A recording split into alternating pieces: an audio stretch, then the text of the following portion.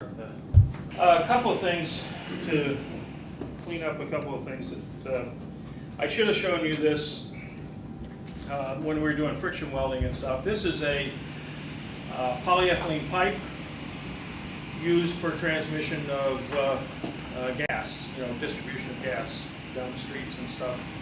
They're laying a bunch of this in my neighborhood to replace the steel pipe that was laid back in the 1930s, which is all just rusted and nothing left. The advantage of this is it doesn't rust. Now, one of the disadvantages is it's not the easiest thing. Actually, it's not hard to join. All they do is they saw off the end. You'll see the saw cut ends as I pass it around. They put a heater, a round heater, in between the two pieces, heat them up, take the heater out, and then push them together. And it's got a, you'll see the same type of curling that you saw in the friction welds. This isn't spinning, this is heated. It's basically hot plate welding, they call it, and they just squeeze them together. Now, ordinarily polyethylene, this is really a fusion weld, or a hot forge weld if you want. Ordinarily, polyethylene is very difficult to join because it has very low surface energy. You can't solder or braze, or adhesive bonding is poor.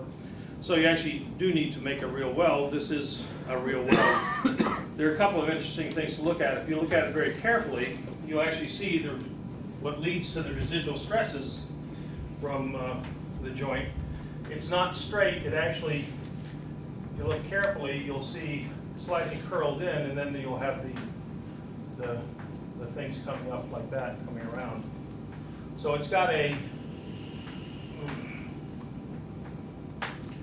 slight inward taper or diameter right at the weld. Do you even know why that is? It's because when you heat the whole thing up, it expands. Polymers expand, right? Most materials expand. When it expands, it actually makes a larger diameter, and it would actually be coned outward rather than coned inward. Okay. When you squeeze it together, you get you deform everything, but then when it cools down, it shrinks. And so what would have been a cone outward becomes a cone inward after you've deformed it and let it cool back down.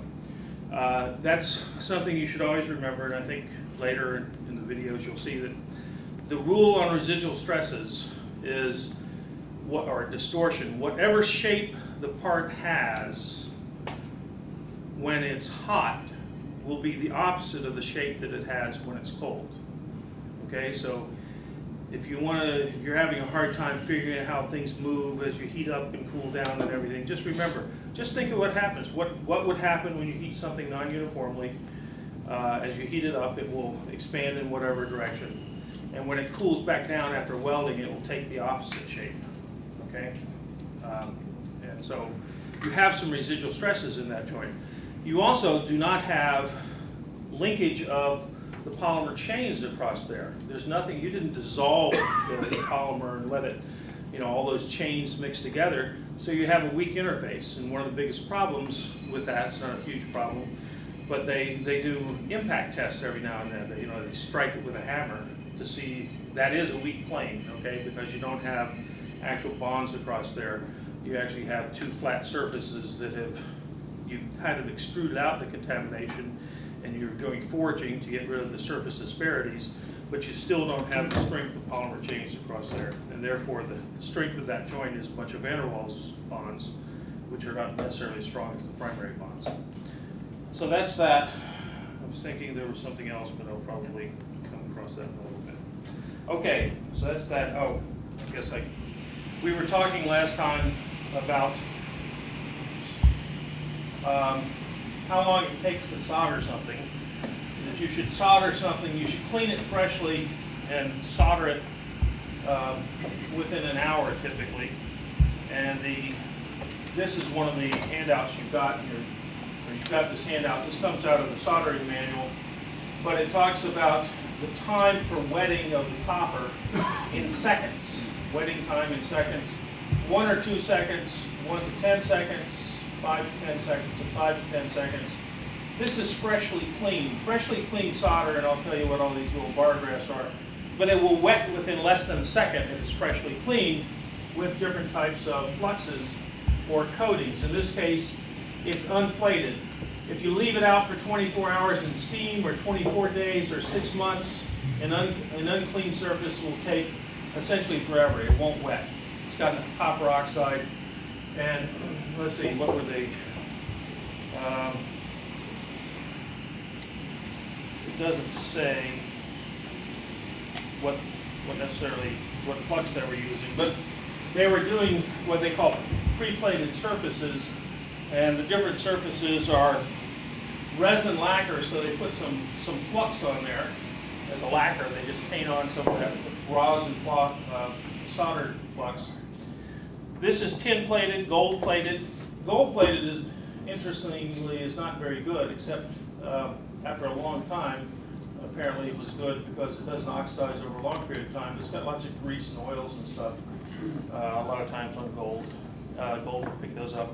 60-40 lead tin solder actually is pretty good because you're basically just going to remelt that surface as you're soldering. This is tin, which you remelt. Gold surfaces, which are pretty good, and tin nickel plus gold. But anyway, people try to coat the surfaces so that they can store the surfaces for a long period of time, but it doesn't always work. I remember I had some students in about 1989 or 90, working with a company called Digital Equipment, which many of you may have heard of it, but at one time it was the second largest computer company in the world. It was a spin-off of MIT. MIT one time owned 7% of its stock. We got rid of it because they thought they shouldn't be in the business of trying to make money off some of their inventions.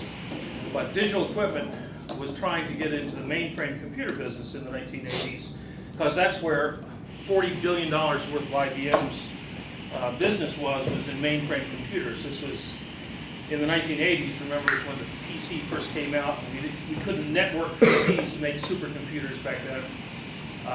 And nowadays, a laptop computer is almost as powerful as some of the mainframes that we had back then. But nonetheless, they were building a mainframe at Digital Equipment. They started out with what they called mini computers, which is maybe a different connotation than today, but it wasn't a mainframe big computer that cost $500,000 or $3 million. It was a $50,000 or $100,000 computer, which was a fair amount of money back then, but it wasn't a $2,000 or $3,000 PC. And PCs were starting to come out, and digital's a real problem. They're out of business now. They were bought out basically by, who were they bought out by? Dell or somebody. Anyway, they decided that PCs, Ken Olsen, who started Digital Equipment, decided PCs were just a fad. So they didn't go into that. They decided that reduced instruction set computing was just a fad. Anybody know what RISC processors are used for now? Every laser printer has got RISC processors in it. And I remember one of the guys from Hewlett-Packard at the time said, when we heard Ken Olsen say that RISC processors were just a fad, we just knew, basically Hewlett-Packard in the 1990s made a $20 billion business out of laser printers using reduced instruction set computing. If you're taking a computational class, they haven't even told you about RISC and CISC and stuff, right? Computer, the PCs are a CISC, C-I-S-C, complex instruction set computer. Okay, but anyway, these were big things 25 years ago. In any case, they were trying to build a mainframe computer, and it was a multi-billion-dollar project, and I had some students who were working on it, and they basically were using tab bonding tapes. I showed you the little tab tapes before, for the bonding of the chips to the circuit boards. And they would make up these tab tapes, which, by the way, had 200 steps to make one of those tab tapes. Each one of those little tab tapes, 15 years ago, cost $50 before you put the computer chip on it, just the tape for those leads for one chip. Okay, but there were 200 plating and unplating steps in making that. It's not just a simple little gold copper foil. It's somewhat more complex. In any case, it took them like 2 months to make one of these things. They cost $50 a piece, and they would let them sit around for 6 weeks before they tried to make the solder joint. and they were wondering why they were having a hard time making solder joints. Okay, but my favorite story of having worked on that project was up here in Burlington, Vermont, was where they were doing the assembly of these things. So the parts were being made in Cupertino, California, and Phoenix, Arizona, but up here in Burlington, where they're all coming together to assemble the computer. And this mainframe computer was about, turns out, they were almost exactly the same size as a soda vending machine. And as we're walking through the, well, actually several stories came out of that trip to Burlington. This was back at a time when Motorola had made a lot of news in the late 80s. They received the Malcolm Baldrige National Quality Award, which was the second time it had ever been given out, and it was the first time it had been given to a big corporation. And that was partly for their Boynton Beach facility, where the guy decided they would have zero repair area. I've told you that story, okay? So at the time, zero defects and all these manufacturing buzzwords were flying around, and people were interested in these run charts, quality control charts. And so I remember I used to go through different plants, and you'd see people out there on the factory floor, above some guy's desk or something. He would have a chart, which would be the run chart, and they're kind of tracking some metric on what they're manufacturing. And I remember going through the Burlington facility and asked the guy, I said, oh, what's this chart here? And I knew what it was, but anyway, he said, oh, that's a run chart. I said, what do you use that for? He says, oh, we just have to plot that up. It keeps management happy. Okay? So they were doing it. Now, you go through another facility, and you ask, well, what's this chart here? And they say, oh, that's a run chart. And I said, well, what do you do with that? And he explained out all the quality control and how you track it and see if you're about to fall off the cliff and things like that. So just because someone keeps the data, you have to ask why they're keeping the data, right? In some facilities, they knew exactly why they're doing it. In other facilities, they were doing it because if they didn't, their boss would get upset. But they weren't using it, okay? That's the point of that. But anyway, my favorite story out of that facility was, at the end of each quarter, of course, you have to tell the accountants who do the auditing of the company how much money you've made. And so it turns out they would have the outside accountants right there in this assembly facility, because these were million or $2 million machines that were being shipped out the door, and they were about the size of a vending machine. And the plant manager told me that, or the not plant manager, but the chief production guy told me, he said, yeah, I've shipped a lot of vending machines out of here on the 31st of the month, at the end of the quarter. Okay, because the boxes were exactly the same size as the computer, and all the accountant was doing was counting boxes going on the truck, okay, and what they weighed and stuff. And it turns out vending machines, so they kind of, their cafeteria sort of lost their vending, 6 or 7 vending machines at the end of each quarter, and then the next week he would ship them back, the vending machines back in. But the accountants figured that was profit for the quarter, right? So just another way to just remember, if you see a box going through the door, it may have something else in it, I guess. Anyway, there's different ways to get things in now. Anyway, another thing about soldering, people have been developing all kinds of things over the last 20 years to try to get lead out of solders, and partly because the Environmental Protection Agency is basically setting certain goals to get lead out of the environment. And so there are whole books now, this is probably mid-2000s, book on lead-free solder, interconnect reliability, on how to develop solders for soldering electronics. Well, it turns out lead tin has been the choice for decades, and they're now, after 20 years, they're actually getting to, you'll see some products, and you buy something at Best Buy or someplace, and it'll say, lead-free, okay? They didn't use any lead solder in making that electronic. But it turns out when you try to do soldering, the solder alloy might melt. Lead tin, eutectic, melts at 183 C. Indium tin melts at 156 C. But this is the excess temperature in degrees C above the melting point that you have to take it to in order to get it to flow. It has to be clean, but most solders, not lead tin, but most solders require 50 to 100 degrees centigrade excess temperature before you'll get good wetting. Now don't ask me why, but most solder systems, except lead tin. Here's lead tin. You only require 5 or 10 degrees centigrade above 183 to get the solder to flow. That's why plumbers loved it, okay? That's why lots of other people loved it. Tin silver, which is what they replaced the plumbing solder with in 1978, I think, is when Massachusetts outlawed lead tin solders in plumbing in a house. They went to tin silver alloys that may have a little bit of antimony in it too, and that only takes about 10 or 15 degrees excess temperature. But some of these other things like indium tin or bismuth tin, those are indium alloys. These are indium-based alloys, and again, 50 to 100 or even 125 degrees excess temperature. So some of these things have nice low melting points. Here's lead tin, but even lead and indium, the other one I showed you was tin-based. This is lead-based. Lead tin, for whatever reason, is unique. Okay? Silver tin is close to it, but all the others require considerably higher temperatures. That gets to be a real problem when you're soldering a lot of your current semiconductor packages, because they have polymers and other things on them that just won't take very high temperatures.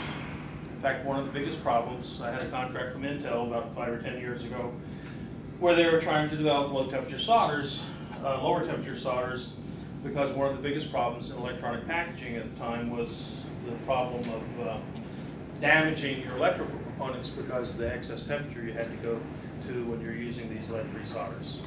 Still a problem, but eventually people will probably solve it. Let's see if this thing, yeah, it does show up. So I'll use my fancy thing from 15 years ago. There is something called, when you're talking about solder and shape of solder joints, there's a dimensionless number called the bond number. So if we're talking about, this was supposed to be the shape of fillets, I can have a nice symmetric fillet or I can have an asymmetric fillet, but you want to get a nice fillet, nice shape to your solder joint to get the best strength. And in order to understand the shape of fillets, we can go into a dimensionless number which just happens to be called the bond number. If any of you study fluid flow, you've heard of the Reynolds number, or the Peckley number, or the Prandtl number, or various types of dimensionless numbers. Chemical engineers and some mechanical engineers love to use dimensionless numbers when they're doing their computational analysis, right? And the bond number, which is probably named after someone called Bond, is the ratio of gravitational forces to surface tension forces. So if I want to know whether my solder will,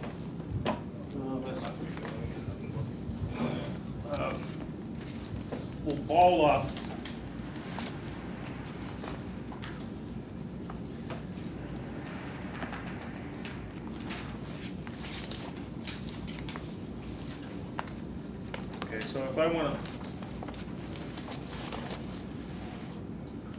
so if I want to understand whether my solder is going to form a nice fillet or whether it will ball up, this is just excess solder, but this is actually the one I was trying to use before. I have very little, not enough solder over here, but I'll get something here, and basically it's controlled by the size of that solder pad. But just in general, if I want to know if surface tension will control the shape of something, all I need to know is the bond number, which is the ratio of gravitational forces to surface tension forces. And the gravitational force for a liquid is just rho GH, how much potential energy I have, what's the size, the vertical dimension, and gravitational constant. The surface tension force is just gamma over R, or it could be gamma over 2R if it's a sphere. If it's a cylinder, it's gamma over R. But in any case, if R is approximately equal to H, I've got a fillet.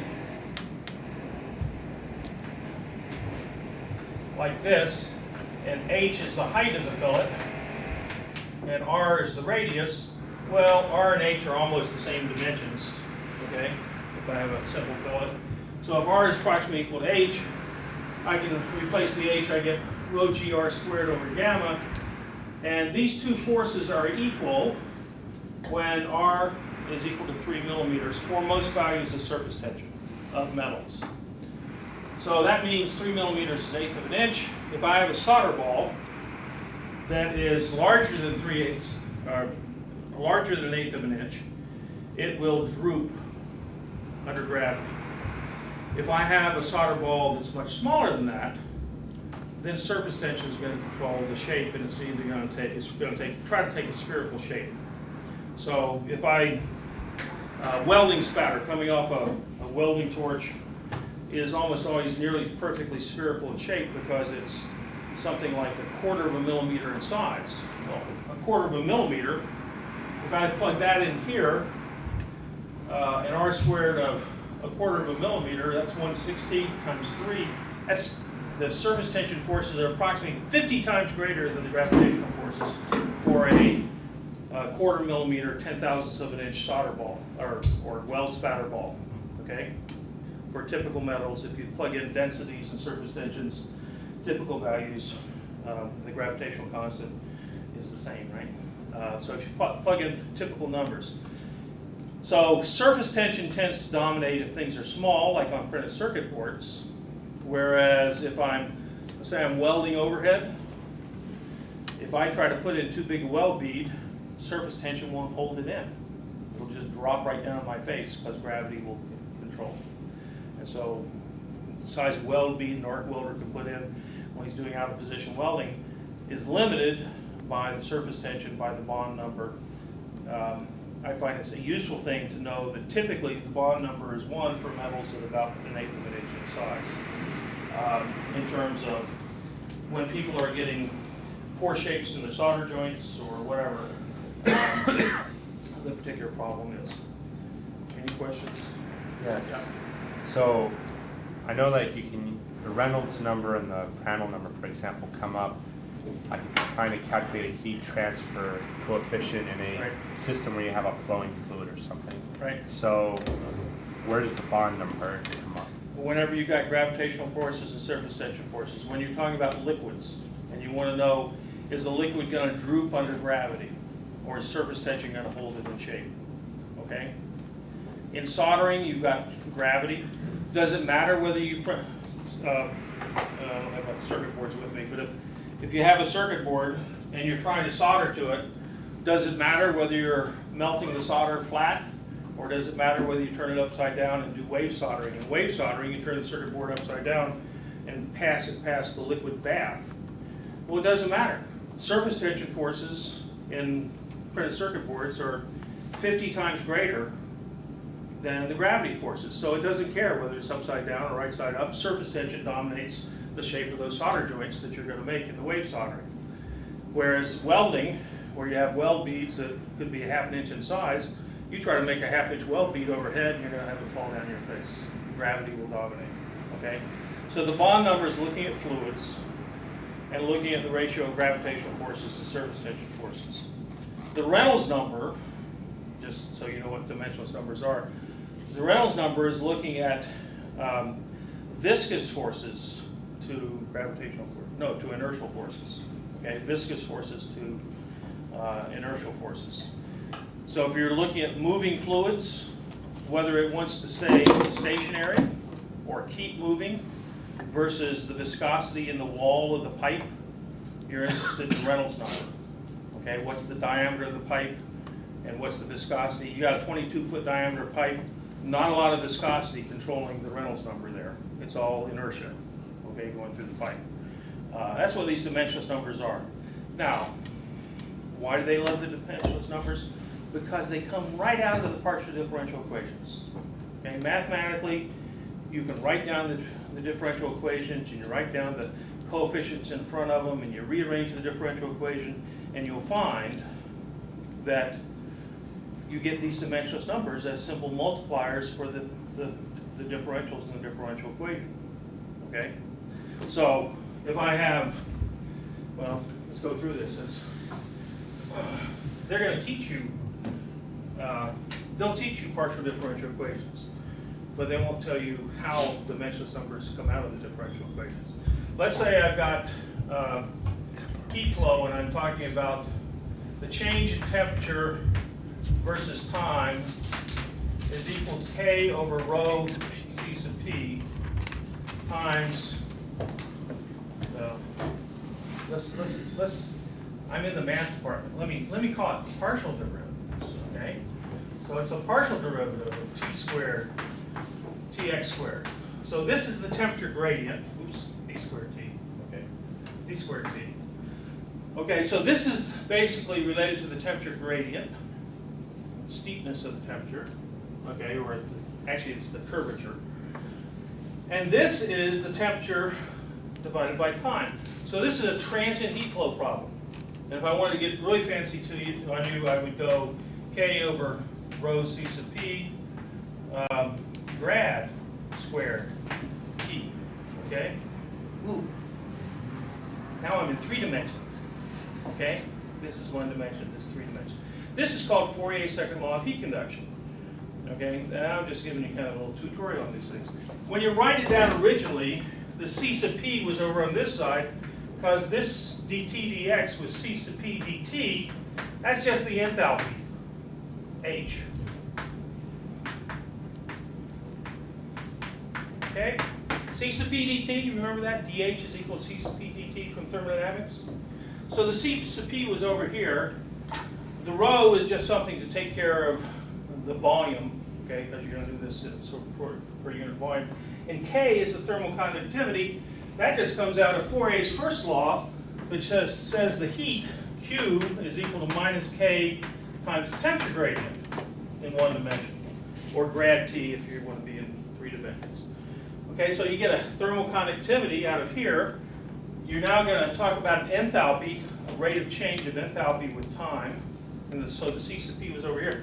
Well, you bring everything to one side, one place, and you get this number, which is usually called alpha, which is the thermal diffusivity.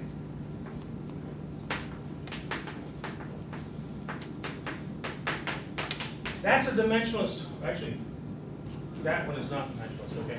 But it's sometimes called the Fourier number. What is it? Oh, it is dimensionless. Okay, it has to be. It's the Fourier number. Just like I talked about the Bond number or the Reynolds number, this is the Fourier number. It comes out of the differential equation. Because this must be a pure number. There can be no units on this. Is that right? One a function of time, the other one a function of... Yeah, this is time. This is temperature versus time. This is actually alpha is centimeters squared per second. I'm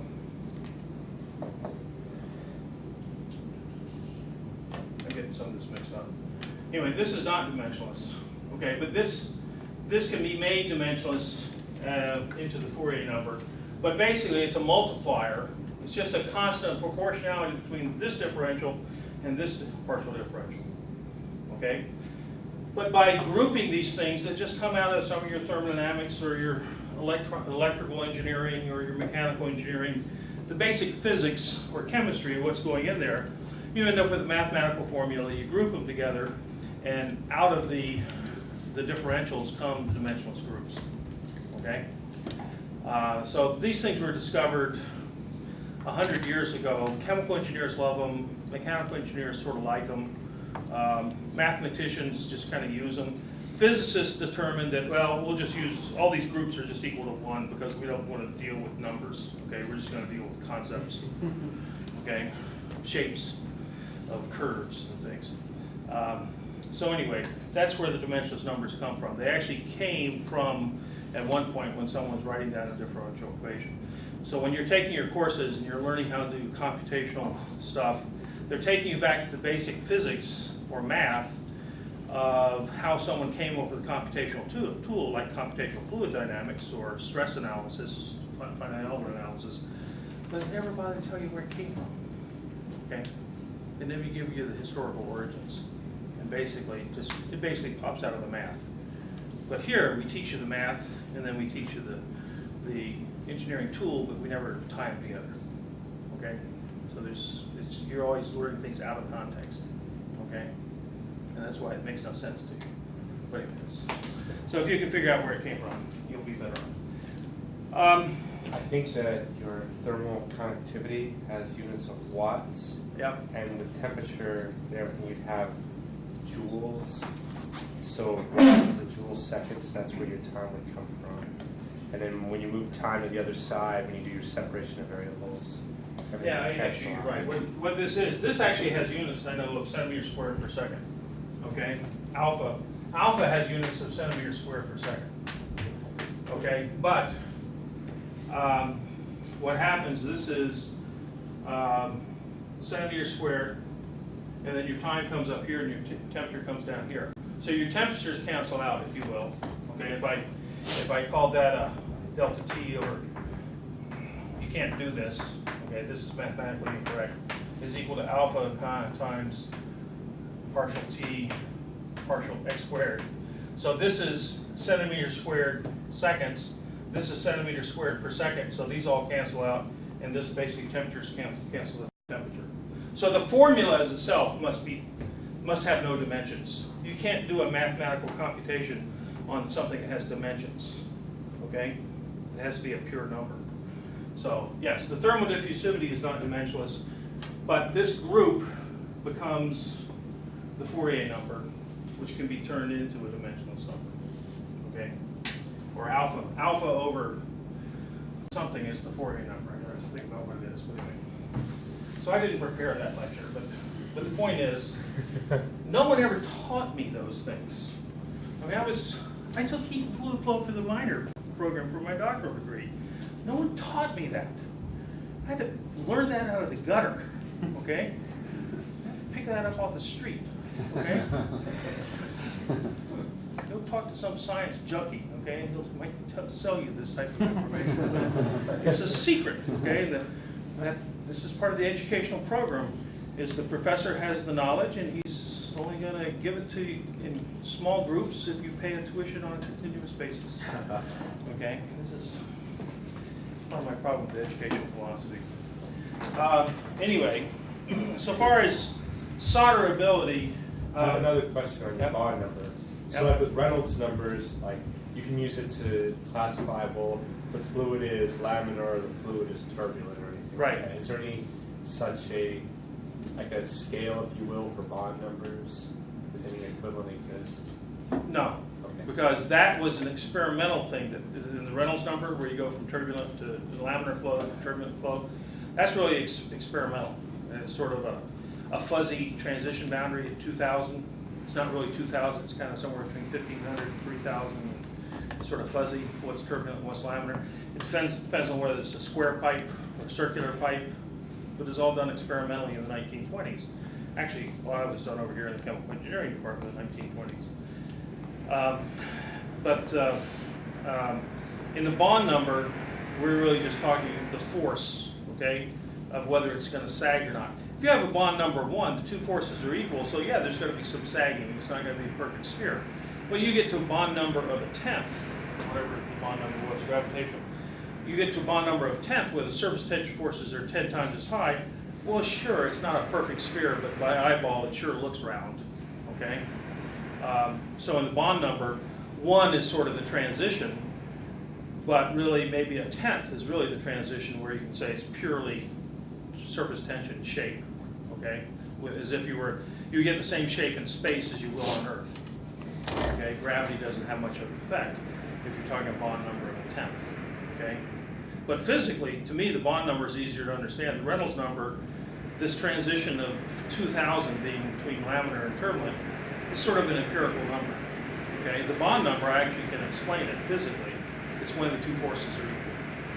Okay, so, and the Prandtl number is just, actually the Prandtl number is the thermal diffusivity to the viscosity. And viscosity is just the diffusivity, I think it's viscosity, is basically the diffusivity of shear. Okay, if you you want to think of viscosity, because this equation is called the diffusion equation, okay? And you can do it for temperature, in which case it's the Fourier number. You can do it for mass or atoms, in which case it's the Fick number for material scientists. Or you can do it for viscosity, which is shear or viscous flow, and the constant of proportionality is alpha for Fourier, it's diffusivity for the Fick number, and it's viscosity for shear diffusion. And in fact, the course I took over here in the math department, classroom across the hall, when I was a student, was a solution of the diffusion equation. And they didn't care what was diffusing. They didn't care if it was viscous flow, or whether it's mass flow, or whether it's thermal flow, heat. It's all the diffusion equation. And it all mathematically, it's all the same solution. Okay? To a mathematician, it gives you the same lines on a graph. Okay? And to a physicist, they don't care about giving axes, numbers to the axes. They're just in the shape of the lines on the graph. Okay? But for an engineer, you actually have to come up with the right number, or your ship sinks. Okay. Well, maybe your ship was supposed to sink if it's submarine, but it's not supposed to sink all the way. Okay. So there are various ways that people use to measure whether something's the solder will flow well. One of these is actually they just take a little sample and they dunk it, a test sample like a wire, and they dunk it in some solder bath and they pull it up and they find out, they drop it down on a little timed thing and drop it in for 1 second, pull it out and see if the solder's wetted, and drop it in for 2 seconds, see if it wetted, and they keep doing it for different lengths of time, and that's how they come up with these charts that I've been showing you before. Another one is sophisticated. They essentially have it on a pendulum that rotates, and it might be a whole circuit board, and they just sweep it past the bath of solder like a wave soldering machine, and you're moving the circuit board through the stuff. And depending on the speed of the axis of rotation of this circuit board through the solder bath, and whether it comes out all soldered or not, that tells you how long you have to be in the solder bath. There is a homework problem on your homework that asks you to calculate this type of thing, of how long something has to be in the solder bath, and it asks you for the minimum time and the maximum time, and you will find that there is no solution. The minimum time is greater than the maximum time. So it turns out it doesn't work. When I actually worked out the problem, I thought it worked, but I guess I dropped a number, some decimal point or something somewhere. So, but I left it in there because, sometimes in the real world, that's the way it is. Sometimes things don't work when you work the equation. There's various things, but the one that's used in the most sophisticated places today is basically a balance. It's sort of like this one over here, where you just drop it in and hold it for a certain amount of time, only this one actually measures the force as you're dropping it in. And it's called a surface tension balance. And so you're dropping the wire in, and when you first push the wire into the bath, there is no wetting, and that's actually because the wire is usually cold when it goes in, and you actually have to heat the thing up until the solder starts to flow. But the surface tension initially is actually trying to float it. And so there's negative, or there actually is buoyancy, okay? But it actually makes the thing way less because it's floating on the solder baths.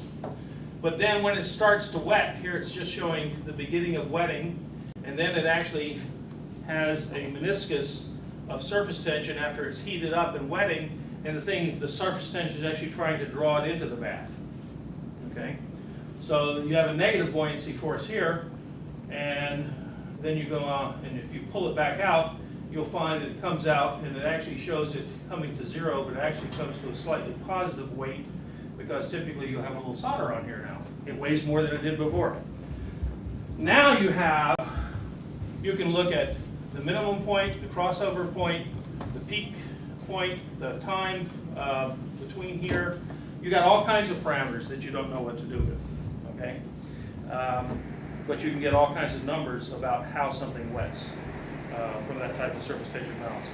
So you can buy one of these little machines. It's kind of the size of a desk. Okay, it doesn't have to be that size, but they sell it to you the size of a desk. It costs about $50,000, and you can see how good you're soldering. is, so far as that goes, how good your flux system is and the cleaning technique of your surface and everything. So it turns out soldering is, for electronics, is fairly precise. You're talking about very high value added products. You're talking about need for 100% reliability of those joints. One bad joint, you're going to have to replace it. You could have a circuit board. That big board, 20-inch by 30-inch board I brought in, that's a $1,000 or $2,000 board without the electronics on it. You put the electronics on it, it's $100,000 worth of components.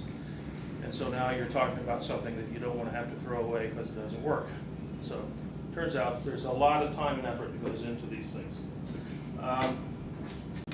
Let's talk a little bit about brazing. I'm going to go through brazing fairly quickly.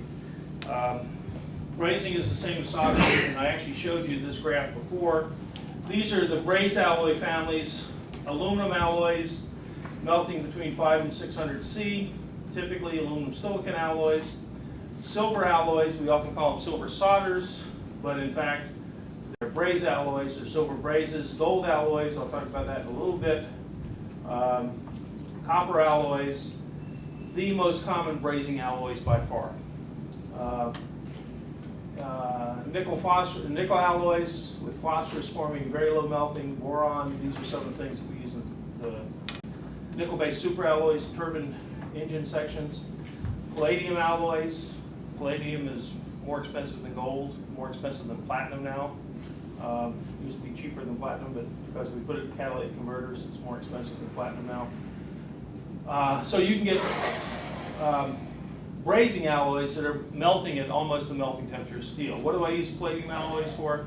Hey, if I'm bonding graphite for some carbon-carbon composite, okay, like cruise missiles. The cruise missile system is basically, the turbine is a carbon-carbon composite because it has to have high fuel efficiency. It only has to last for 2 hours because you're going to blow it up at the end of 2 hours, okay? So you don't care that it doesn't have the greatest oxidation resistance, okay? So you basically make it out of a carbon-carbon composite, take extremely high temperatures, extremely high efficiency, because the higher the temperature of an engine, the more efficient it is, right, down to thermodynamics, okay? So they make cruise missile engines out of carbon-carbon composites. How do you join them together? You can't weld them in the traditional sense, typically braze them, and you might be brazing them out of platinum-based alloys. Okay, as far as that goes. In any case, those are the alloy families. Now, the silver solders are sort of interesting. They've been around for a long time. The environmental concerns have caused a number of problems. And then if you look at the silver content from 0 to 80%, these are the various families: silver, copper, zinc. Well, these are two different silver, copper, zincs. This is silver, copper, zinc tin, and this is silver, copper, zinc, cadmium. You'll notice the cadmium family has the lowest melting points by 50 to 100 degrees C. Cadmium, and they also flow very well, better than anything else. Just like lead tin among solders will flow better than anything else and at lower excess temperatures, cadmium alloys don't need much excess temperature. Some of these other things need even greater excess temperature for flow, okay? So the cadmium alloys are great. The problem with cadmium is it has a very high vapor pressure. It's very toxic to humans, and you can get cadmium poisoning. And so people, just like they want to get lead out of the environment, they want to get cadmium out of the environment. Cadmium is actually more toxic than lead, okay? So about 30 years ago, the Swedes, who are very environmentally conscious, decided, oh, we have cadmium in light switches, okay? I go over here, oops, do they have a light switch? Yeah. So I go over here to the light switch, turn it back on, I just introduced some cadmium into the atmosphere. I turned it off and turned it back on. Because it turns out the contacts in the switches, you go to the hardware store to buy a switch for your house, the cheapest one you find is about $2. Don't buy it. Buy the $5 one, okay? If they're selling the $2 ones, buy the $5 one. If they're just selling $5 ones, you might want to go to a hardware store that's not ripping you off by selling you the $2 ones for $5. But anyway, the better ones, okay, have cadmium in them. All of them have silver, because to make the electrical contacts without without getting oxidation of those surfaces, you have silver contacts. And you can go up to about 7 amps, breaking 7 amp AC circuits with pure silver contacts. If you want to break it with 15 amps or 20 amps, which is what most of these things are fused for, you're going to have silver cadmium. It's only got 0.1% cadmium, and it's there as a cadmium oxide, but it's in there, and without getting into a lot of arc physics, the cadmium suppresses the arc formation when you break the switch. There's inductance in the circuit, and so the current wants to keep on flowing. You break the circuit, and you actually get a little arc when you break the circuit. Well, you want to suppress that arc so you don't start a fire, so they put a little bit of cadmium, 0.1% cadmium oxide, in that contact. So the better switches, all switches have silver contacts. The best one should have silver cadmium because you don't burn down houses. The Swedes about 30 years ago decided to outlaw cadmium in the contacts, and about 3 years later they repealed the law and allowed them to do it because they were burning down too many homes. Okay? You can't do it with just straight silver in a 20 amp circuit. People still use, 30 years after they've been trying to take it out, still use the cadmium silver solders and put in all kinds of environmental controls to protect the workers. Why? Because you still have lots of problems with the contacts and the quality of the joints. Just like lead tin was the best for soldering, silver cad solders or brazed alloys are still the best.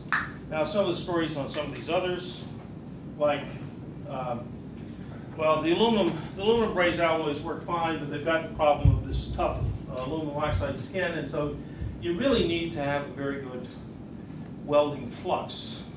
Typically, the big problem in automotive radiators, now you don't see it, but if you were as old as me, all the automotive radiators when I was your age were made out of copper, except for the Chevy Corvette.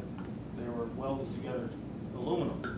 Because in the Chevy Corvette, they want lightweight, and they'll pay for it. If you spring a leak in your radiator, if you can afford a Corvette, you can afford a new radiator, okay, if you get a leak. But in the old days, you really needed to, if you owned a Chevy, Biscaynes don't even exist anymore, but what used to be, the Impala came in three levels, the Biscayne, the Bel Air, and the Impala, back in the old days. Now I think the only one that exists is the Impala, and it's not very fancy, but the Impala used to be the fanciest Chevy full-size car.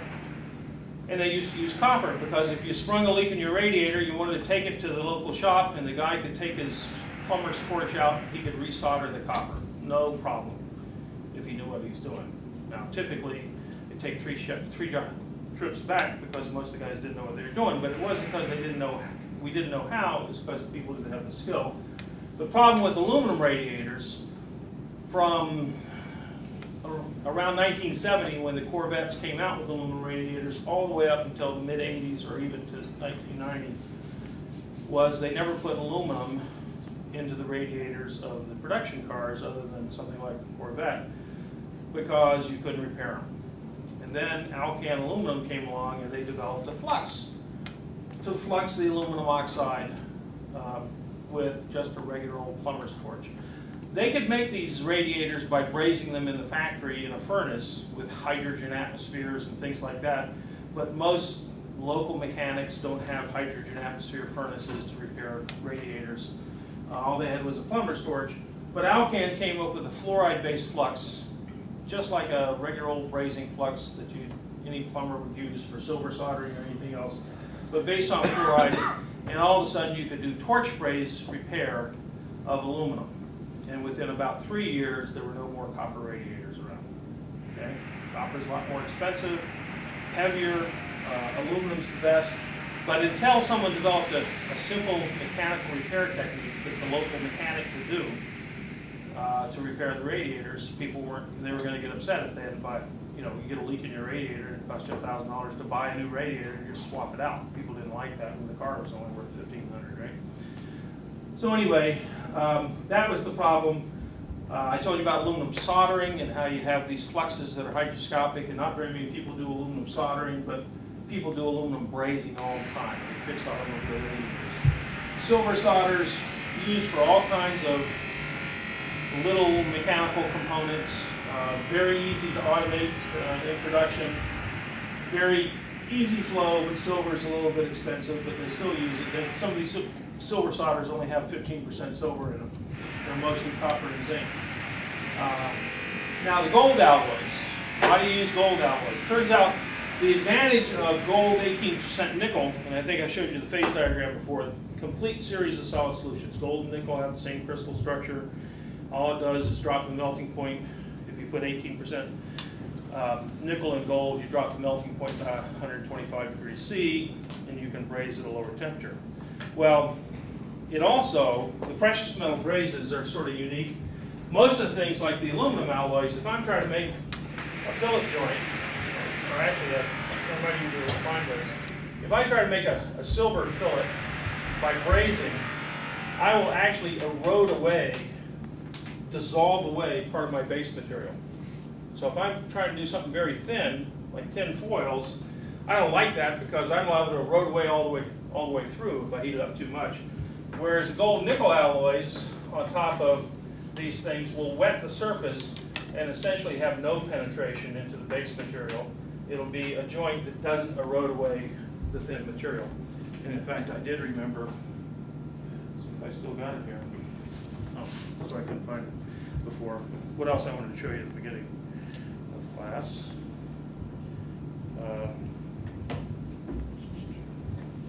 I was going to show you X-ray inspection of copper braze joints or copper solder joints. Not too hard to see where the braze is. The braze, in this case, it's a lead-tin solder braze, is white, and the rest of these things are voids. The darker area is voids. What's showing up white in the X-rays is the solder. So there's the solder joint. Braze joint will look similar. Now here's a fillet with a brazed alloy, and I don't even know what this one is. It's a brazed copper assembly, but you haven't had any erosion of the base material. If I look in here somewhere, I don't know that I marked it, but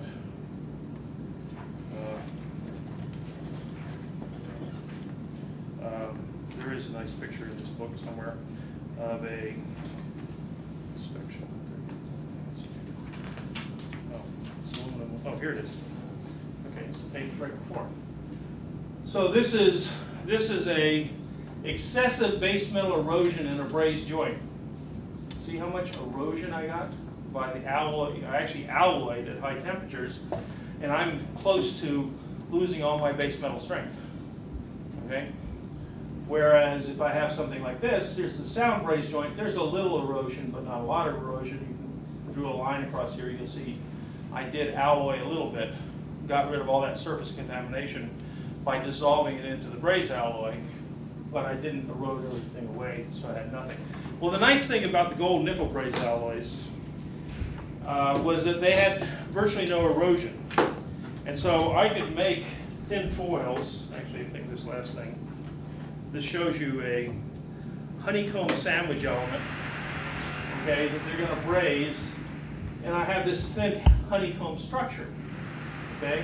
It's a brazed nickel alloy, so this is some sort of jet engine something or other, probably. Well, this is actually a used jet engine, part of a shroud. And on here is I'll pass it around, but there's a honeycomb that's brazed on here. And this is actually for the seal of the turbine. So the turbine's spinning around here, and I want to have a good seal so the gases go through the turbine, pushing the turbine, and don't go around the turbine, pushing nothing. Okay?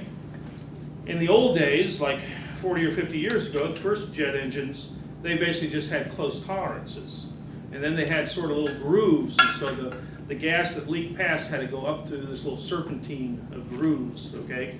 But then they got to the point where they basically make it as a thin braze honeycomb alloy, and you just wear it away. And in fact, a lot of your turbine blades, this one doesn't have it. I don't know if I got some back in my office that have it. But they'll actually have carbides brazed on the tip, so that as the turbine blade creeps and gets longer, over 1,000 or 2,000 hours in the engine, it just eats into this honeycomb. And so I have a full mechanical seal in a sense, and I get much better efficiency. So that's one that's worn out. That's why I have it. People give me worn out things, they'll give me new things. So the story on gold nickel braze alloys, actually the price of gold I just saw on Friday hit $1,248 an ounce, a new record. Well, back in around 1980, gold hit a record of about $800 an ounce. It's supposed to be selling around $300, but it just shot up to around $800 an ounce. And so everybody's trying to get the gold out of anything, whether it's printed circuit boards or the braze alloys. The braze alloy they used to use on that type of honeycomb back 30 years ago was gold nickel, gold 18% nickel. And I was asked by a local New England jet engine manufacturer. Now, of the 3 big engine manufacturers, 2 of them are in New England, so I don't have to tell you, but this one happened to be in Connecticut, so now you know who it is. But anyway, they were making Navy engines, okay? And they were making these type of honeycomb seals. And they were making them with gold, 18% nickel. And they assembled it. Basically, they would put the honeycomb inside the shroud and until it fit as a nice circle. And then they would have someone with literally a salt shaker, okay, of gold nickel brazing alloy powder. And they would sprinkle the braze alloy into the honeycomb, into the pores of the honeycomb. And then to hold it in there, as you're heating it up in the furnace so it didn't all slosh to the bottom, they would take some crystal clear lacquer, same thing you would paint on the walls, you know, spray can, and they would spray it on there so the lacquer would hold the braze alloy in place until you got up to enough temperature in the furnace that the thing sort of diffusion bonded together a little bit and the powder stayed there. And you keep bringing it up, essentially it melts, and then you would make a braze alloy. Your braze alloy would melt and you make your honeycomb. So they would just, they had people standing there with their salt shakers of gold nickel, spraying it and then twisting it another 30 degrees, you know, shaking on a little gold nickel, spraying it another 30 degrees. It was all a hand operation. They did that the same on some of the commercial engines, but in the particular case, it was on a government engine, which was a Navy engine, as I remember. And they had found, after about a year and a half, that one of the guys had found, well, actually, production went up. I guess maybe it was in the early 80s. And maybe it's the Reagan buildup of the defense business. But they used to need one 50-ounce bottle of gold nickel braze powder each week. And to get this 50-ounce bottle, now a 50-ounce bottle of 82% gold is 41 ounces of gold. So at $400 an ounce, that's $16,000. But at $800 an ounce, it's $32,000. So this one guy who was in charge of the people with the salt shakers used to, once a week, he had to go requisition a 50-ounce bottle of powder, braze powder, from the local stores. Local stores not being Walmart, but the store at the manufacturing facility, the stock room. But in order to take out a $16,000 bottle of gold, he actually had to get a supervisor to sign off on it. Okay, so anyway, production went up, and instead of getting one bottle a week, he found it was more efficient to get 2 bottles a week. And then production went down, and he decided, heck with it, I'll just keep getting 2 bottles a week, one for the company and one for me. Okay? And he just walked out of the plant with these 50-ounce bottles of gold, 41 ounces bottles of gold. This happened for 15, 16 months, almost a year and a half, before someone turned him in. Okay? At that point, they hired me as a consultant to come in and figure out how much he had stolen. Okay?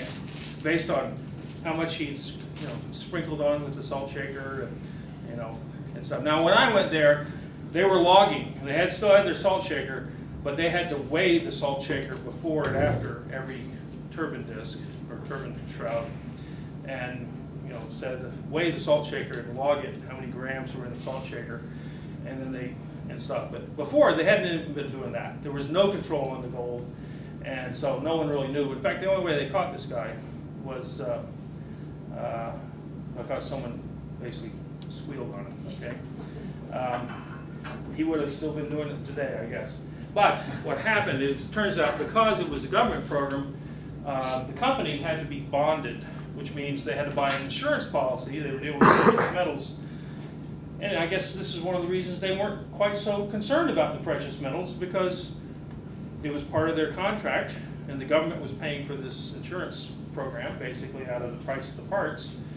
And the insurance company was the one who actually hired me, because they wanted to know, the company had said, well, you owe us like $2.5 million for how much gold he stole over the last 15 months. And they wanted to know if it was $2.5 million or if it was $1.5 million. They were negotiating how much they owed. And it didn't really matter to the company, because whatever they collected had to go back to the Navy on the contract. Okay? He really had been stealing from the Navy. But the other interesting part of this is, he had been, just by taking it out of the plant, he had been giving it to a friend who would take it and drive it to New York City and sell it to a fence down, there's a jewelry area, fence being the person who was going to convert it and sell it for the gold content. And by the way, selling gold is the easiest thing in the world, okay? I mean, if you want to get the gold out of something like this, just take those alloys, drop them in aqua regia, you'll get pure gold. It'll leach out all the nickel, and you'll end up with pure gold. You melt that, it's a pure gold bar. No one can tell the difference, okay, where it came from. So it's not traceable, okay, as far as that goes. Anyway, I always thought it was interesting. The guy who was taking it out of the plant got 1.5 years in prison. The guy who was the fence got something like 6 months suspended, and the guy who was really making the money, or the fence who was, got off completely. And you have to ask yourself, back in 1980 or 85 or whatever this was, whether $1 or $2 million was worth a year and a half in prison. A lot of people don't make that in a whole lifetime, right? Okay? So, I mean, they never recovered the gold. The insurance company had to pay for it, but they never recovered it. So, anyway, I guess one of the points is there are people who actually have to worry about inventorying precious metals like gold. If you're dealing with precious metals, there are standard techniques, basically weighing at multiple times so that everybody along the path is accountable, and never having it more out of the stock room than is needed, and things like that. So that's my gold nickel brazing alloy story. Let's take a break. Now, getting back to brazing, we're on again? Okay. So brazing is sort of interesting in that you can join virtually any material. Any material that can take the temperatures of brazing can be joined. You can, with the extra temperature, you can get fluxes that will work. You can braze ceramics. You can braze graphite. You can braze. I can't think of anything I've ever run across that couldn't be brazed. Okay. Whereas there are some things that can't be fusion welded. Some aluminum alloys just melt away in the heat effector zone and develop cracks. Some things can't be soldered, like titanium, because you can't get rid of the surface oxide. I often say you can join just about anything if you're willing to pay the price. And then a student came back to me a few years later and said, well, I thought you said they said, can you do such and such? I said, no, you can't do that. Sort of like fixing your children's plastic toys. A lot of those really can't be fixed very well unless you're willing to pay the price, and the price is more than the toy is worth. And they said, they had a specific welding process. I think they want to do electron beam welding of aluminum silicon carbide composites. And I said, no, you can't do it. And they said, you said you could do it, you could weld anything. I said, you can join anything. I didn't say you could do it by a specific process. And I said, it might be very expensive, but there are enough different joining processes in the world that if you have two materials that must be put together and you're willing to pay whatever it costs, we could probably devise a way to do it. Okay? Now, whether you accept the cost And whether that joining process gives you all the properties you want in the joint, that's another question. But you can usually join something. Brazing is fairly flexible. It can join lots of things. It can even braze diamond.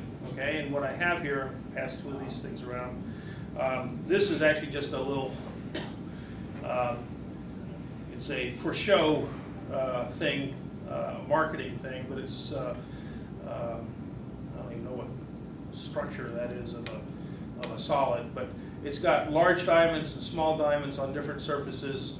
And if you look, the diamonds are in a nice regular array, and they've been brazed with a particular braze alloy. That technology is actually used, and the company made that for marketing. Actually, not that company. This one was made by 3M.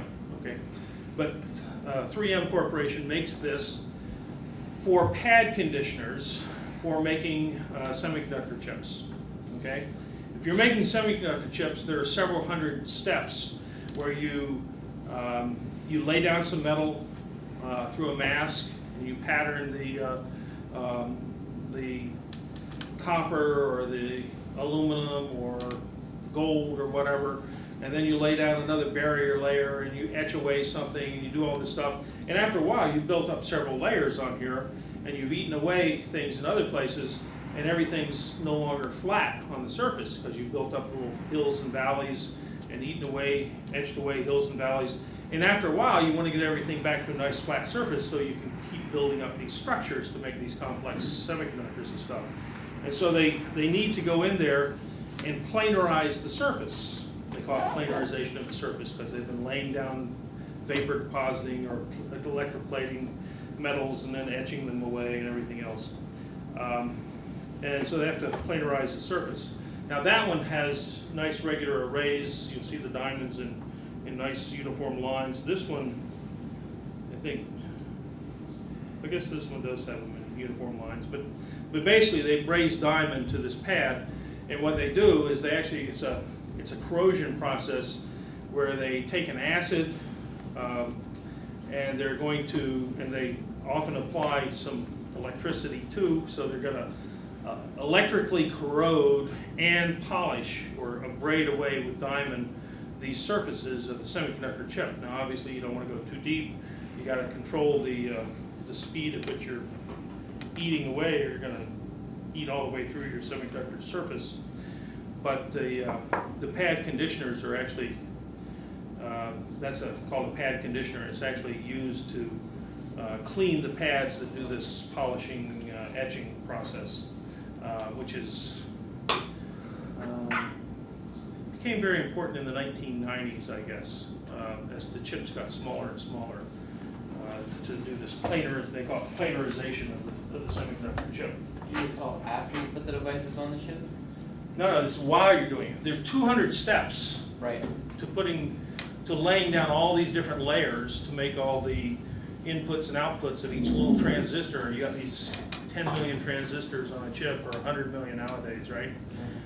So you might do 10 layers of these, 10 of these 200 steps, and then you have to go in there and buff the surface to bring it back flat. So the next layers you put on start with a flat surface. And then after you do another 10 or 20 operation, you got to go back and rebuff it. That's part of the buffing operation, okay? So it's just planarization, bring the silicon chip back to flat. And remember, these discs at this point are 12 inches in diameter, piece of silicon. So that thing's on a planetary wheel that's going around polishing the surface of this thing that's probably $2 million worth of semiconductor chips when you're finally done, right? So you don't want to screw it up, okay? But it's basically just an intermediate process among these 200 steps, and you probably do it 5 or 10 times or 15 times during the whole process of making the semiconductors. But the diamonds have to be, since you're dealing with things on a very fine scale, those diamonds are all the same size. They all have to be at the same height off the surface, okay, within microns, okay, fractions of a micron. So it's a complex process, okay. But anything here, I won't go through some of the rest of it. I don't already remember all the rest of that stuff. Another brazing application is So how many people here are surface engineers? Okay, a little over half. So the Navy had a program about, well, it started 15 years ago for the internally cooled recuperator, and some of the ships now have these. Anybody know the ships, some of the new ships that have this? You know what the ICR is? Anybody know what the ICR is? Okay, so if you're generating steam on a ship, you have to, well, when you're going at only 10% of power, okay, you're just kind of cruising in the battle group or whatever at 10-15% of power. You're not going full out, and you're burning oil on a lot of these ships, and you got to go back to the carrier, which is 30 miles away. These battle groups tend to be spread out, because if someone uses the wrong type of charge, you want to have a lot of distance between you and the targets. You don't want all your targets all in one spot. I mean, ships all in one spot. So one of the things they wanted to do was build a heat exchanger so that they could recoup some of the heat that was going up the stack. Because your turbines are not operating at maximum efficiency when you're only running at 15% power and you got a lot of heat just going up the stack. If you could use that heat to preheat the incoming air, you could get significant improvements in your low power operation. And I remember hearing things about, without the ICR, the destroyers or the frigates might spend 25% of their time just going back and forth to 30 miles to the carrier to refuel. Okay? Whereas, with an ICR, they'd only spend 5 or 10% of their time off station going back to refuel from the carrier or whatever. Anyway, so the ICR was a heat exchanger they wanted to build where you're going to have the exiting hot gases from the engine going up the stack come through, and the incoming air will come through the other part of the heat exchanger, and you're going to preheat the air with the exiting gases. So they built this structure out in Southern California at one of the aerospace companies, and they shipped it to Rolls-Royce in England. The time that this thing was supposed to operate was supposed to go for 100,000 hours, okay, before they would replace it or whatever. And as near as I could tell, it lasted for 2 minutes, okay? So it didn't quite make spec. These are some brazed pieces. A very complex structure made out of a bunch of sheet metal. But you'll see these are different pieces. The whole thing was about the size of this room, maybe a little larger.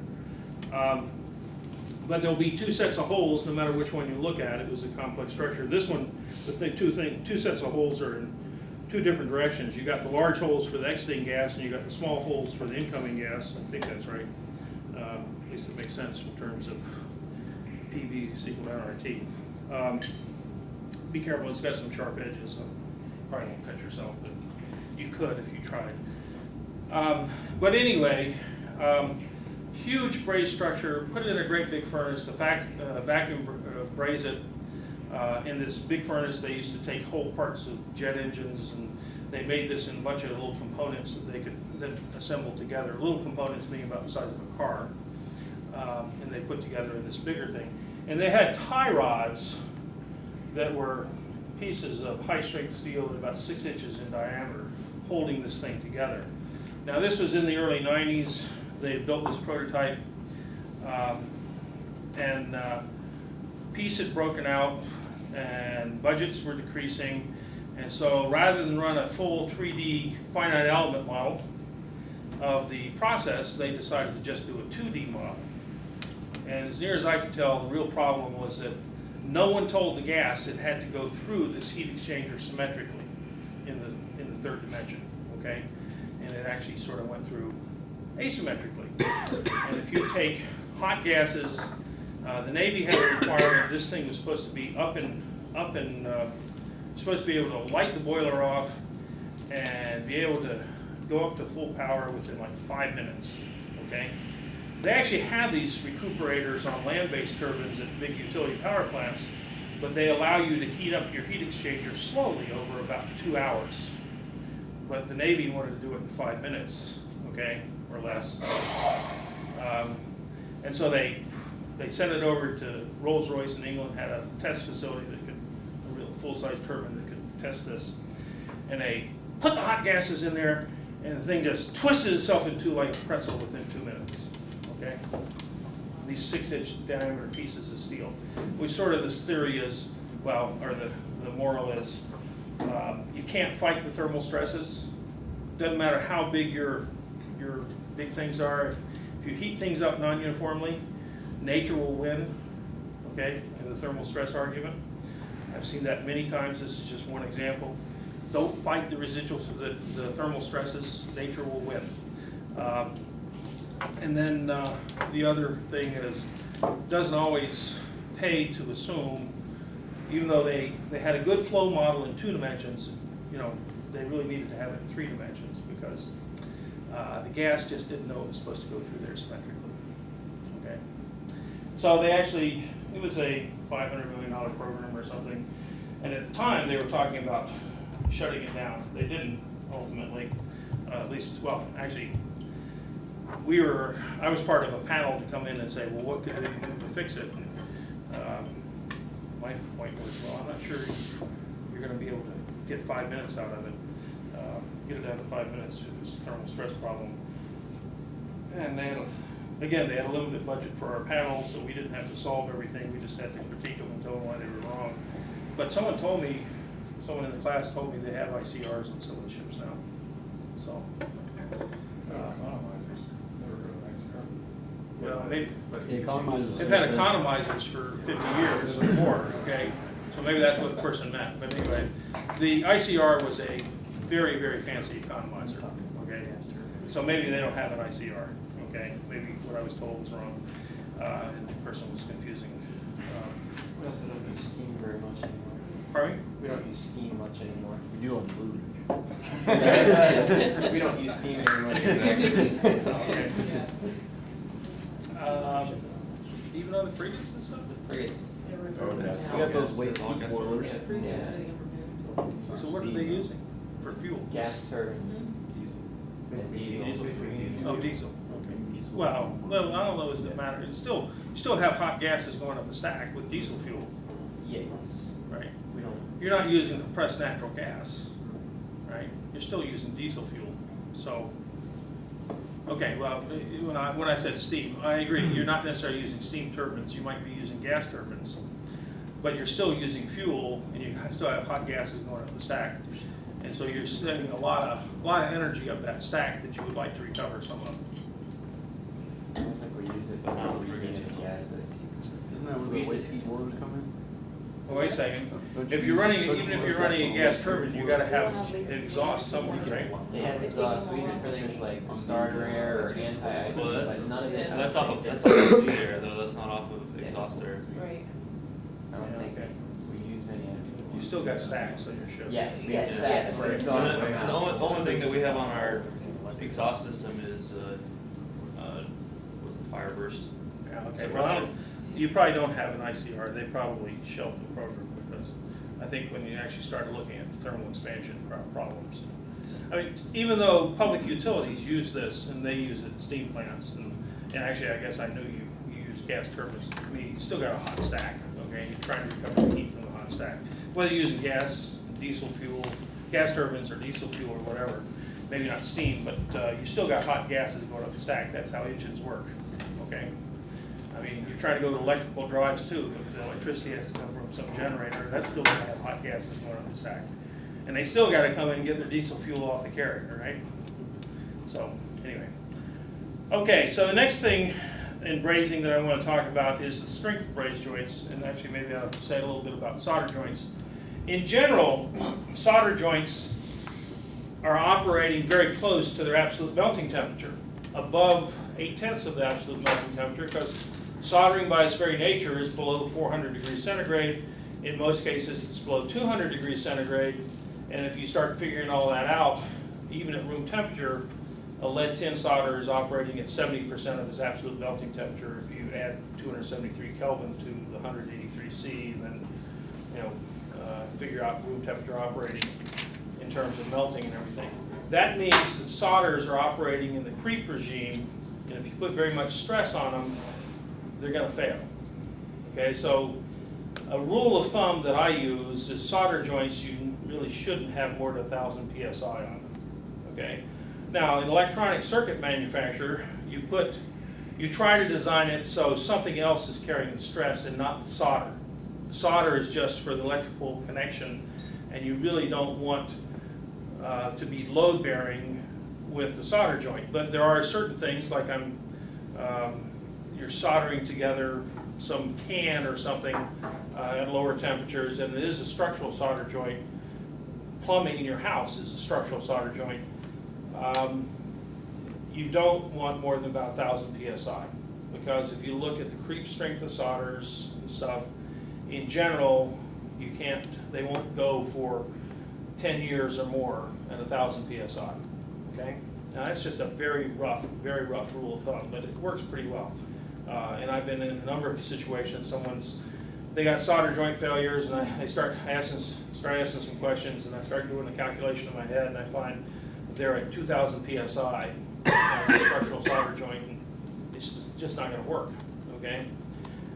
So they have to do something to design some of the stress out of the joint, or design the joint so that mechanically the solid metal, the copper or the stainless steel or whatever, is bearing the load, and the solder joint is just a sealant in between, okay? So, but braze alloys are a lot different. Braze alloys are operating at outside the regime because they're brazed at, let's say, 1,000 degrees C, depends on the brazing alloy, but considerably higher temperatures. And so at room temperature or somewhere around room temperature, you're outside the creep regime, and you can get 5,000 or 10,000 PSI out of a braze joint. In some cases, I've seen 40,000 PSI out of a braze joint. Okay, now, I don't rely on that, but any braze joint that's made well ought to be able to take 5,000 PSI, and that's 10% of the strength of a weld. Okay, of the base metal of steel or high strength aluminum or whatever. So that's not so bad, and so you can get 10 or 20% of the strength. And if you have lots of area, like this design had lots of braze area. It wasn't that the braze joints failed in this design, it was that the whole structure just twisted into a pretzel, and the sheet metal failed, not the braze joints, as far as I know. So braze joints can be fairly strong, but to get the best strength, you need a joint that's thin, okay? And in fact, you can get some amazingly strong joints, even though the brazed material appears to be a lot softer. And one of the examples I give is, there was a paper that came out, basically it's out of Rocky Flats, but they used to build nuclear weapons. It was in the welding journal, it wasn't being classified. But what they had done is they had taken high strength steel, what we call marging steel, and the paper just described two simple cylinders, and they had they made a diffusion joint. They had plated the surface of each one with silver. So this is high strength steel on either side with a strength of like 200,000 PSI, and they had plated the surface of each one with silver. Now iron and silver don't mix. They're immiscible in both the solid and the liquid form. But silver is a very easy to join surface. They could try to diffusion bond steel together, but you couldn't diffusion bond iron together at the temperatures they were doing. They were at like 200 degrees centigrade and 20,000 PSI diffusion bonding pressures. Now these are huge pressures. At 200 degrees centigrade, you can diffusion bond silver. But when they went to pull these things apart, it was a very thin joint of silver between two high strength pieces of steel. The silver itself, fine silver, only has a strength of about 10,000 PSI, but when they pulled these things in tension, they got 20,000 PSI strength. So the silver doubled its strength because it was a very thin joint. And they were able to do this as a diffusion bond, not a solder or braze, at very low temperatures and got very high strengths. And they were interested in doing this because something in the weapon was temperature sensitive. They wanted to seal it up. And this was probably making some sort of seal in the can or something that held the whole thing together. I know the outside can of some of these things, like the fuses. One of my secretaries took it, but I used to have a little can made out of high-strength steel that was about this size that we used to put pencils in, okay? And it was actually the fuse for a nuclear warhead, okay? It didn't have the internal guts, but it was the outside can for the fuse for a nuclear warhead. One of my secretaries decided she liked it. But I still have one of the little switches for the nuclear warheads. But anyway, if you just get the components, it's not a big deal. So there's something called contact strengthening, or actually, before I show you the contact strengthening there, let me show you a little bit of the Brazing manual.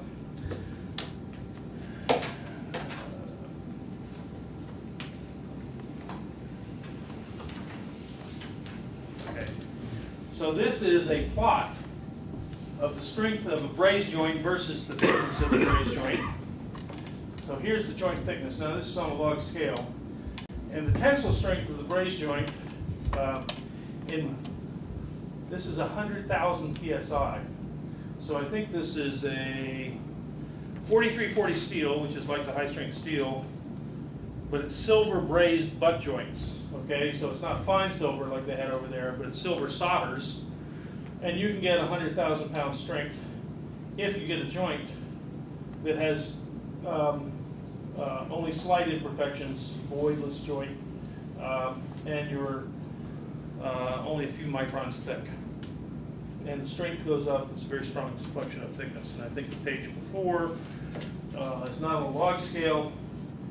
Joint thickness, tensile strength up to 40,000, down to 20,000.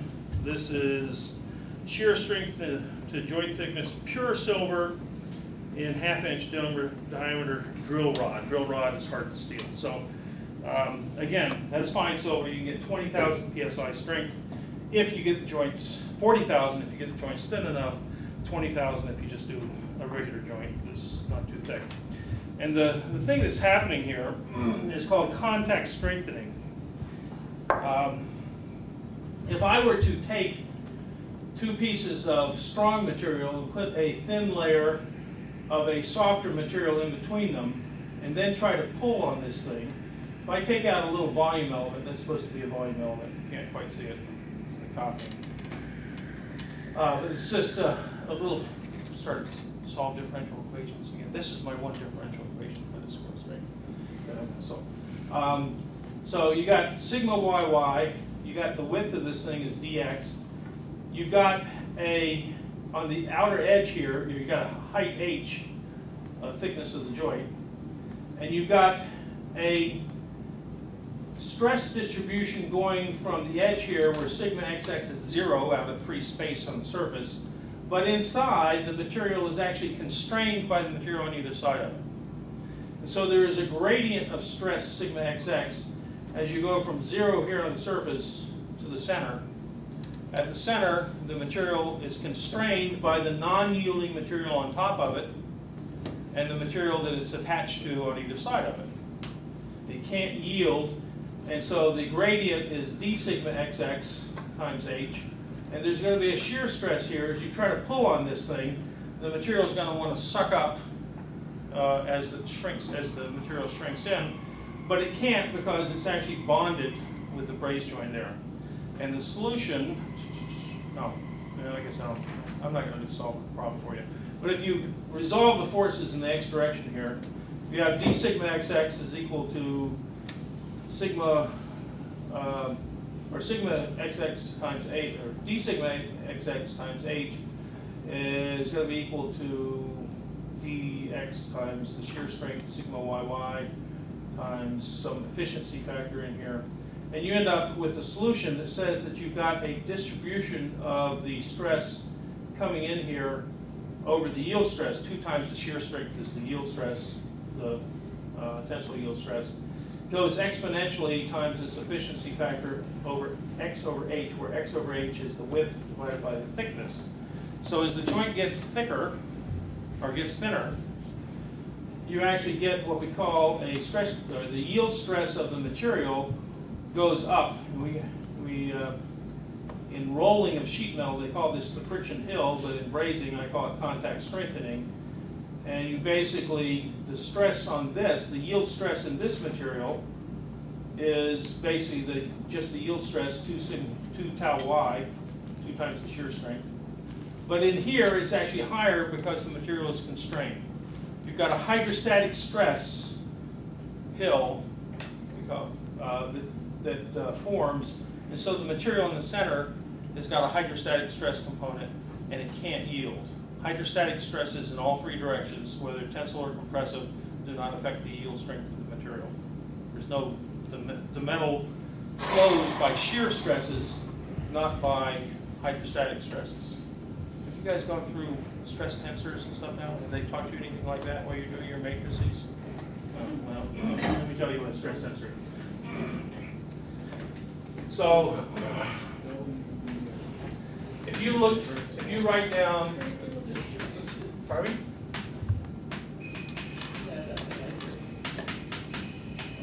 The problem with that class is they have people that specialize in pure math teaching an engineering math class. Yeah, I know. It doesn't make any sense. I took those classes, and I sympathize with you. I learned nothing except how to do a math problem out of context. Okay? I never knew why I needed to learn to do that until I actually got in the real world and actually had to start doing some of these things. And then all of a sudden, oh, what I learned in that class is actually related to what I learned over this class. But no one ever put it together for me. That's why I had to learn off the gutter out of the street, you know. And this is you know what a tensor is now, right? So I have these 3 components are the same as those components. But the sum of these 3 is your hydrostatic stress. Okay. Some of you must have had mechanical engineering and learned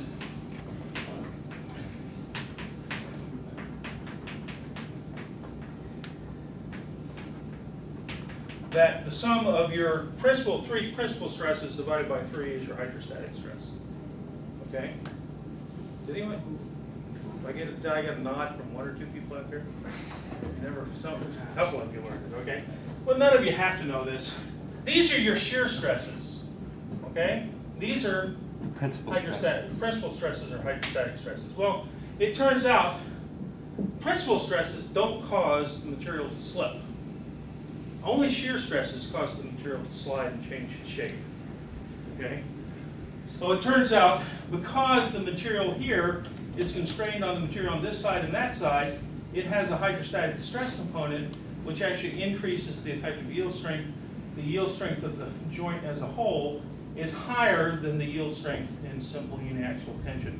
So a thin sheet of material between 2 non-yielding bodies, okay, steel and steel, with soft silver in between, the soft silver will act as if it's stronger than it is if I just had a solid bulk piece of silver. Okay? And that's true for most braze joints, if you get them thin enough. Now, thin enough is usually, if you go back to the brazing manual, thin enough is usually something like 1/1000th of an inch or thinner, which you can get. Okay, now you've got a lot of scatter in here because if you have voids, and I showed you X-rays of voids before, if you've got a bunch of voids, you don't get that. If you look at this plot, it says, you know, imperfect joints are all these things at lower strength here, but the sound perfect joints actually have tremendous strength until you get very thin, and that's actually when you're not getting real bonding, when you're getting down to less than a micron thick. Okay, but in any case, contact strengthening can make braze joints appear to be much stronger than the material you made them out of.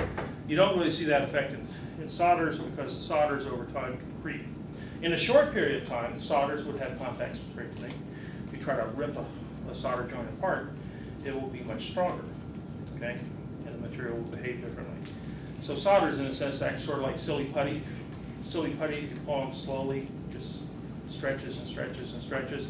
If you take silly putty and pull it very quickly, you can break it, but it takes more force. You can get a shear break. I mean, not a shear break, but a brittle-looking break. So anyway, that's contact strengthening of braze joints.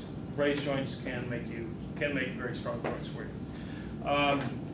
So the rest of the course, the next part would have been, or what you watch on your own, will be flames and melting and heat intensities.